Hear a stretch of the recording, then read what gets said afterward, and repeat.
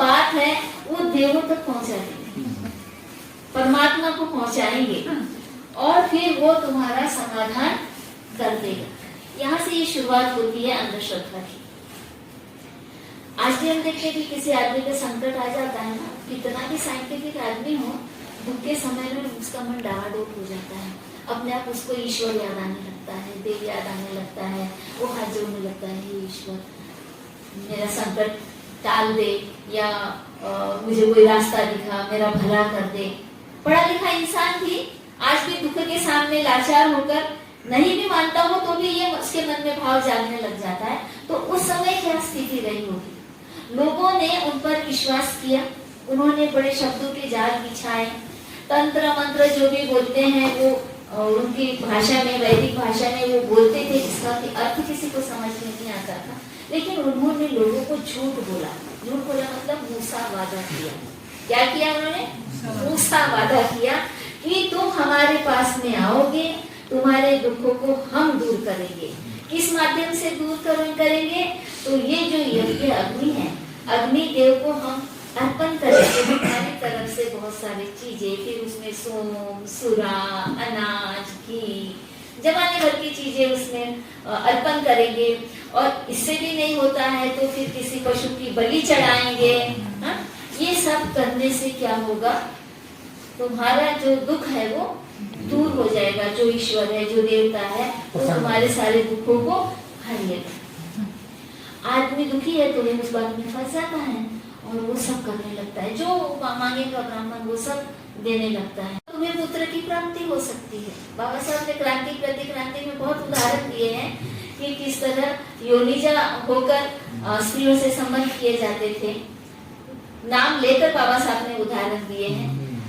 तो इस तरह स्त्रियों का जो अपमान खुले आम होता था यज्ञ संस्कृति में, ये भी लोगों ने उस समय बर्दाश्त किया। स्त्री की कीमत तो कुछ थी ही नहीं उनकी नजर में। वो एक बच्चे पैदा करने की मशीन बन गई थी।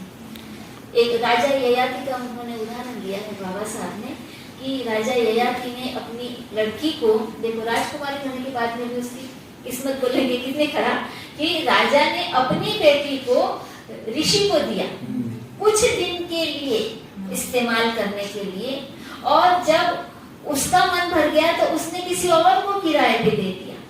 उसने उससे लड़का पैदा कर लिया, फिर उसने वापस ऋषि को लौटा दिया, फिर ऋषि ने फिर राजा को लौटा दिया। ये जो उदाहरण दिया है बाबा साहब ने, इससे आप समझ सकते हैं कि स्त्रियों की क्या स्थिति रही उनकी उस समय। एक वस्तु से ज्यादा कुछ कर दिया कि बेटा पैदा करना ही सबसे बड़ा पुण्य का काम है। बेटा नहीं होगा तो स्त्री परेशान, घर वाले परेशान, मोक्ष मिलेगा, मोक्ष मिलेगा। यहीं से उन्होंने इनके दिमाग में ये भर दिया कि अभी हम जो कह रहे हैं उस तरह से तुम अगर जीवन जीते हो तो मरने के बाद में तुमको स्वर्ग मिलेगा, मोक्ष मिलेगा। हर जगह हर राजा के वध के बाद में एक सेंटेंस आता है पुराण में, बहुत सारे राजाओं का उदाहरण है। वो सेंटेंस होता है कि विष्णु ने उसका उद्धार कर दिया। ये सेंटेंस लिखा है।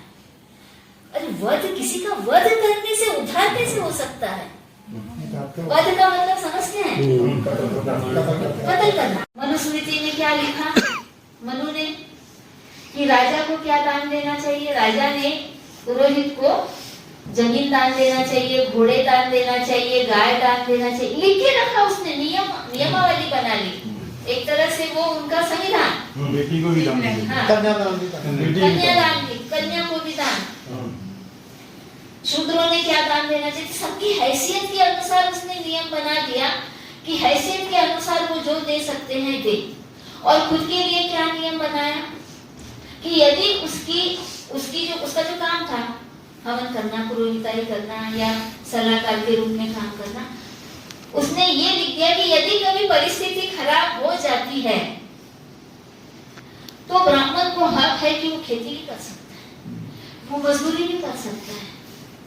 अपने लिए सारे रास्ते खोल दिए, लेकिन दूसरों के लिए सारे रास्ते बंद कर दिए कि तुम जो वंशानुगत काम कर रहे हो तुम्हें वंशानुगत ही काम करना पड़ेगा। क्योंकि तुमने पिछले जन्म में बुरे काम किए थे, पाप कर्म किए थे, इसलिए तुम्हारे नसीब में इस जन्म में ये काम आया है। ये बार बार पुनर्जन्म की संकल्पना दिमाग में डाल दी। तो लोग यहाँ पर मानसिक रूप से गुलाम हो गए। पहले शारीरिक रूप से उन्हें गुलाम बनाया, फिर मानसिक रूप से गुलाम बनाया, और ऐसा डर बिठा दिया कि इसके ऊपर यदि तुम सवाल करोगे तो तुम्हें पाप लगेगा, तुम सीधा नरक में जाओगे। अब लोग तो डरे हुए थे, पहले भी बुरी स्थिति है, और उनको बुद्धिजीवी मानने लगे। उन्होंने अपने शब्दों को सही शब्द दिए, कैसे अर्थ दिए? ब्राह्मण मतलब पंडित, पंडित मतलब विद्वान, बुद्धिजीवी मतलब बुद्धिमत्ता का सारा ठेका उन्होंने अपने पास में रख लिया, और ये भी संस्कृति दिया, और उसके द्वारा क्या फैलाया? तो अंधश्रद्धा फैलाया, अखंड फैलाया, लाल धागा हाथ में बांध दिया। अब ये लाल धागा दरअसल ये राजा बलि के समय की बात है कि तुम अब मेरे गुलाम हो और मेरी मर्जी के खिलाफ तुम कोई हलचल नहीं कर सकते, मेरी रक्षा करने का जिम्मा तुम्हारे ऊपर है। ये उस समय कहा गया था। मतलब जिसके हाथ में धागा बांधा जाता है वो धागा बांधने वाले की रक्षा करता है। इसलिए बहन भाई को राखी बांधती है और बोलती है कि भाई मेरी रक्षा करेगा। लेकिन जो पूजा पाठ सत्यनारायण की कथाएं होती हैं घरों में, उसमें लोगों की समझ क्या है? सिर्फ मैं उनकी बात नहीं करूंगी तो बुद्धिज्म की भी बात करूंगी कि बुद्धिज्म में भी ये बातें आ गई है। बुद्धिज्म में सभी धागा बांध रहे हैं। ये हमारे बुद्धाचार्य हरिया बांध परित्राण पाठ करते हैं और उसमें सफेद धागा बांधते हैं, और उसका अर्थ क्या बताया जा रहा है? उल्टा। जो वास्तविक अर्थ था वो मैंने बताया, इसमें क्या बताया जा रहा है कि धागा तुम्हारी रक्षा करेगा। जिसको बांधा जा रहा है ये धागा तुम्हारी रक्षा करेगा। क्या वाकई धागे रक्षा करते हैं? धागे तब रक्षा करते हैं जब धागों से कपड़े बनते हैं, और कपड़ों को हम अपने शरीर पे धारण करते हैं, तब हमारे शरीर की सुरक्षा होती है। सिंगल धागे से क्या होगा? तो यहाँ पर भी मानसिक रूप से गुलाम बनाया जा रहा है। और जैसे कि सर ने बात की उस समय अपने पहले वक्तव्य में कि पाली पिटक में, बुद्धा के साहित्य में ये सारी बातें आ चुकी है ब्राह्मणवाद की। संदर्भ दिए हुए हैं, आप इसको जरूर पढ़ें।